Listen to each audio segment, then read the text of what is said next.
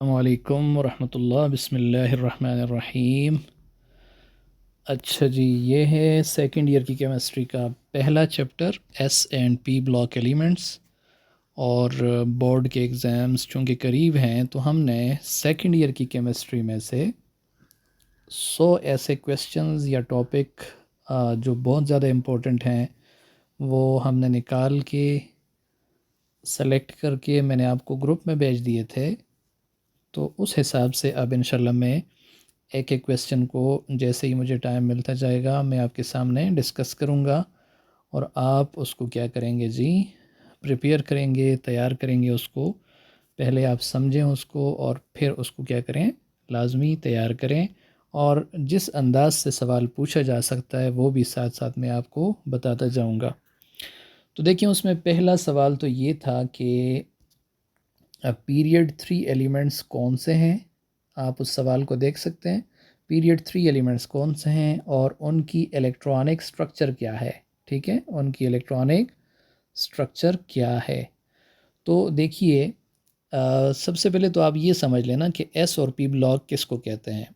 ठीक है, तो एक बात जहन में रख लीजिए कि एस और पी ब्लॉक एलिमेंट्स को क्या भी कहते हैं, रिप्रेजेंटेटिव एलिमेंट्स भी कहते हैं। ठीक है, और डी और एफ ब्लॉक जो आप नेक्स्ट चैप्टर में पढ़ेंगे उनको क्या कहते हैं, उनको ट्रांजिशन एलिमेंट्स कहते हैं। ठीक है जी, उनको ट्रांजिशन एलिमेंट्स कहा जाता है। अच्छा, फिर एस ब्लॉक एलिमेंट्स किसको कहते हैं। तो देखिए, जब आप इलेक्ट्रॉनिक कन्फिग्रेशन करते हैं ना एलिमेंट्स की, और जिस एलिमेंट का लास्ट इलेक्ट्रॉन वो एस सब शेल में जाए तो उसको क्या कहते हैं, एस ब्लॉक एलिमेंट कहते हैं। ठीक है, तो देखिए तारीफ़ लिखी हुई है, आप इसको हूबहू इसी तरह याद करें। Those elements in which the loss electron occupy s sub shell या एस ऑर्बिटल, वो क्या कहलाते हैं, एस ब्लॉक एलिमेंट्स कहलाते हैं। या आप यूं कह सकते हैं, those elements in which the highest energy electrons are present in s sub energy level. ठीक है, अब हाईएस्ट एनर्जी इलेक्ट्रॉन कौन से होते हैं, तो आपको पता है कि अगर न्यूक्लियस है और न्यूक्लियस के साथ पहला शेल है, फिर दूसरा शेल है, फिर तीसरा शेल है, तो आपको पता है कि पहले शेल की एनर्जी कम होती है, दूसरे की उससे ज़्यादा होती है, तीसरे की उससे ज़्यादा होती है। इसी तरह जो सबसे लास्ट शेल होगा उसमें जो इलेक्ट्रॉन होगा वो उसको क्या कहा जाएगा कि उसकी एनर्जी सबसे क्या है, हाई है। ठीक है, अब ये लास्ट इलेक्ट्रॉन यानी सबसे हाईएस्ट एनर्जी वाला इलेक्ट्रॉन वो कौन से एनर्जी लेवल में है। तो एनर्जी लेवल यहाँ पे अगर आप देखें तो आप एस कह सकते हैं, पी आप कह सकते हैं, इसी तरह डी और एफ कह सकते हैं। ठीक है, ये ऑर्बिटल भी कहलाते हैं, ये सब शेल भी कहलाते हैं। ठीक है, ऑर्बिटल से मिलके ही सब शेल बनता है। एस सब शेल के अंदर एक ही ऑर्बिटल होता है, पी के अंदर 3 ऑर्बिटल होते हैं, डी के अंदर 5 और एफ के अंदर 7 ऑर्बिटल्स होते हैं, ये आप जानते हैं। तो अगर वो इलेक्ट्रॉन्स एस में आ जाता है तो उसको आप कहते हैं ये एस ब्लॉक का एलिमेंट है। अगर पी में आ जाता है तो पी ब्लॉक का, डी में आ जाता है तो डी ब्लॉक का, और एफ में तो एफ ब्लॉक का। ठीक है, अब इसमें देखिए फॉर एग्जांपल सोडियम की इसने मिसाल दी हुई है, तो सोडियम का एटॉमिक नंबर क्या है, 11 है। तो देखिए जब आप इसकी इलेक्ट्रॉनिक कन्फिग्रेशन देखते हैं तो इलेक्ट्रॉनिक कन्फिग्रेशन कैसे होती है, 1s2 2s2 2p6 3s1। तो देखिए लास्ट इलेक्ट्रॉन यानी सबसे हाई एनर्जी वाला इलेक्ट्रॉन वो कौन से सब शेल में है, वो एस सब शेल में है। इस वजह से ये क्या है, एस ब्लॉक का एलिमेंट है। इसी तरह मैग्नीशियम अगर आप देखें उसका एटॉमिक नंबर 12 है, सेम इलेक्ट्रॉनिक कन्फिग्रेशन है, लास्ट में आके सिर्फ 3s1 की बजाय क्या हो गया, 3s2 हो गया। तो यहाँ पे भी हाईएस्ट एनर्जी इलेक्ट्रॉन्स कहाँ पे हैं, एस सब शेल में। इस वजह से इसको क्या कहा जाएगा, एस ब्लॉक एलिमेंट कहा जाएगा। ठीक है, अब कहाँ पे होते हैं ये, लोकेशन इनकी क्या होती है पीरियोडिक टेबल में, तो याद रखिए एक्सट्रीम लेफ़्ट के अंदर, यानी ये पीरियोडिक टेबल है अगर, तो इसके बिल्कुल लेफ़्ट साइड पे जो दो आपको ग्रुप्स नज़र आते हैं, इन दो को क्या कहा जाता है, एस ब्लॉक एलिमेंट्स कहा जाता है। और इनको कहा जाता है, देखिए ग्रुप 1A और ग्रुप 2A कहा जाता है। ठीक है, और ग्रुप 1A ऐसा होगा जिसके वैलेंस शेल में यानी एस ऑर्बिटल के अंदर एक इलेक्ट्रॉन आए। ठीक है, और 2A वो होगा जिसके अंदर कितने इलेक्ट्रॉन आए, 2 इलेक्ट्रॉन आए। जैसे अभी आपने मिसाल देखी सोडियम की, तो वहाँ पे एस के अंदर एक इलेक्ट्रॉन था, तो ये असल में था 1A का एलिमेंट। इसी तरह मैग्नीशियम आपने देखा तो मैग्नीशियम सेकंड ए का है, 2A का एलिमेंट है, क्योंकि उसके S में कितने इलेक्ट्रॉन आ रहे हैं, 2 इलेक्ट्रॉन आ रहे हैं। ठीक है जी।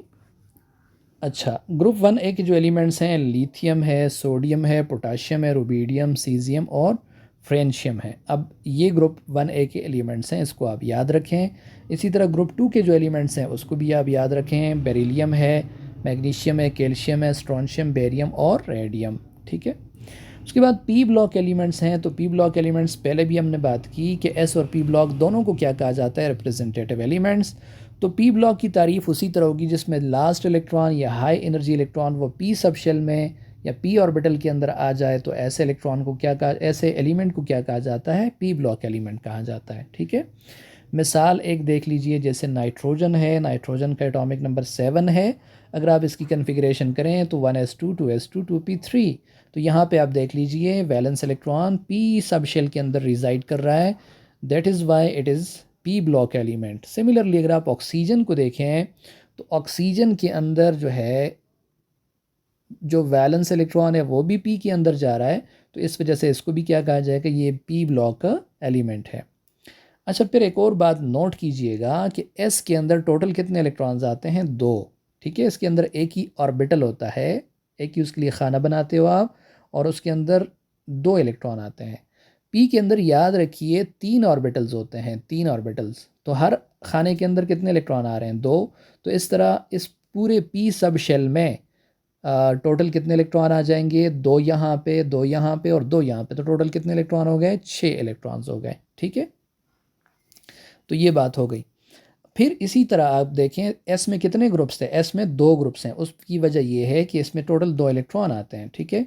तो पहले ग्रुप के अंदर वैलेंस शेल में 1 इलेक्ट्रॉन होगा, दूसरे ग्रुप में 2 इलेक्ट्रॉन होंगे। इसी तरह पी वाले की तरफ जब आप आएंगे तो पी के अंदर टोटल 6 इलेक्ट्रॉन आ सकते हैं। तो याद रखिए पी ब्लॉक के अंदर कितने ग्रुप्स होंगे, 6 ग्रुप्स होंगे, 1 2 3 4 5 और 6। अब ये जो तीसरा ग्रुप है ना, ये पी ब्लॉक का पहला ग्रुप है। ठीक है। तो इसमें पी ब्लॉक के अंदर कितने इलेक्ट्रॉन होंगे, 1 इलेक्ट्रॉन होगा। इसमें कितने होंगे, 2। इसमें कितने होंगे, 3 4 5, और यहाँ पे पहुँच के इस ग्रुप में पी सब शेल के अंदर कितने इलेक्ट्रॉन पूरे हो जाएंगे, 6। अब ज़रा इस कन्फिग्रेशन को देखिए, नाइट्रोजन जिसके पी के अंदर कितने इलेक्ट्रॉन है, 3। तो अब से अगर कोई पूछे कि नाइट्रोजन का ग्रुप कौन सा है पीरियोडिक टेबल में, तो देखिए पहला ग्रुप एस ब्लॉक का, फिर दूसरा ग्रुप एस ब्लॉक का, 2 तो वो हो गए, और यहाँ पी के अंदर कितने इलेक्ट्रॉन है, 3। तो 2 और 3 कितने हो गए, 5। तो आप कहेंगे नाइट्रोजन का ताल्लुक कौन से ग्रुप से है, 5th ग्रुप से है। और अगर आपसे कहा जाए कि नहीं पूरे पीरियोडिक टेबल का नहीं बल्कि पूरे पी ब्लॉक का बताओ कि पी ब्लॉक में नाइट्रोजन कहाँ पे है, तो देखिए मैंने आपसे कहा पी ब्लॉक में कितने ग्रुप्स हैं, 6, 3 4 5 और 6। तो नाइट्रोजन के पास देखिए कितने इलेक्ट्रॉन है, 3 इलेक्ट्रॉन है ना, तो इसका मतलब नाइट्रोजन पहले, दूसरे और तीसरे ग्रुप में है। ठीक है। नाइट्रोजन का ताल्लुक कौन से ग्रुप से है, तीसरे ग्रुप से है, इस ग्रुप से है। ठीक है जी। तो फिर आपको यही बात इसने की है कि पी ब्लॉक एलिमेंट्स जो होते हैं ना, इसके कितने ग्रुप्स हैं, 6 ग्रुप्स हैं। देखिए, और वो कौन से हैं, 3A 4A 5A 6A 7A और 8A। 3A के अंदर बताइए कितने इलेक्ट्रॉन होंगे, टोटल 3 इलेक्ट्रॉन होंगे, जिसमें 2 S के अंदर होंगे और 1 P के अंदर होगा।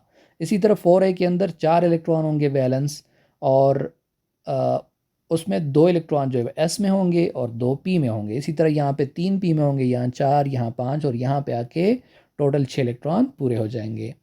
यहाँ पे देखिए एक स्ट्रक्चर सी पूरी बताई हुई है पीरियोडिक टेबल की, आप इसको देख सकते हैं।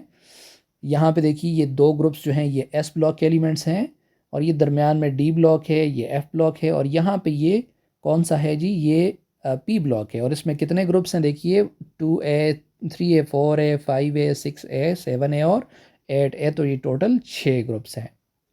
ठीक हो गया जी। तो ये तो इंट्रोडक्शन थी किसकी, एस और पी ब्लॉक एलिमेंट्स की। आगे जो हमारा पहला सवाल है हम उसको डिस्कस करेंगे इंशाल्लाह नेक्स्ट वीडियो के अंदर। लेकिन ये लेक्चर जो था शॉर्ट सा 10 मिनट के अंदर हमने बेसिक जो एस और पी ब्लॉक एलिमेंट्स की बात थी उसको हमने डिस्कस किया।